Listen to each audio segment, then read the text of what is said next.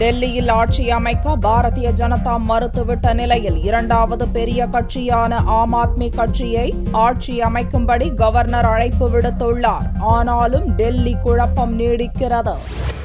டெல்லி சட்டசபை தேர்தலில் எந்த கட்சிக்கும் மெஜாரிட்டி கிடைக்கவில்லை. 70 தொகுதிகளை கொண்ட சட்டசபையில் பாரதிய ஜனதா 31 இடங்களையும் ஆம் ஆத்மி கட்சி 28 இடங்களையும் பிடித்தன.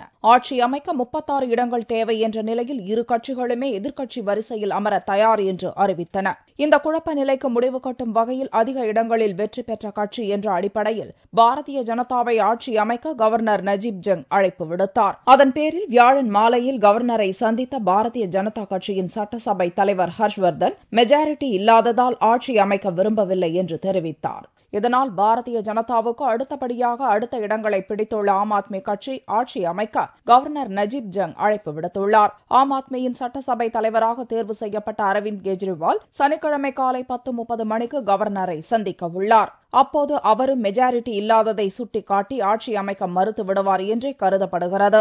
ஆம் ஆத்மி கட்சிக்கு ஆதரவு அளிக்க காங்கிரஸ் துணைத் தலைவர் ராகுல் முன்வந்துள்ள நிலையில் இதையும் கெஜ்ரிவால் நிராகரித்து விடுவார் என்று கருதப்படுகிறது. और आज भी क्योंकि कल एलजी साहब के यहाँ से बातचीत के लिए बुलावा आया था, तो उससे पहले जाने से पहले एक बार मिल लें, क्या क्या कहना है, कैसे कैसे कहना है.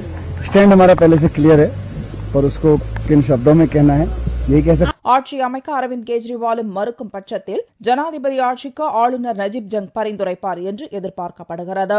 அதனால் டெல்லியில் மறுதேர்தல் நடப்பது உறுதியாகி வருகிறது. அநேகமாக பார்லிமெண்ட் தேர்தலுடன் சேர்த்து டெல்லி சட்டசபைக்கு தேர்தல் நடக்கக்கூடும் என்று கூறப்படுகிறது.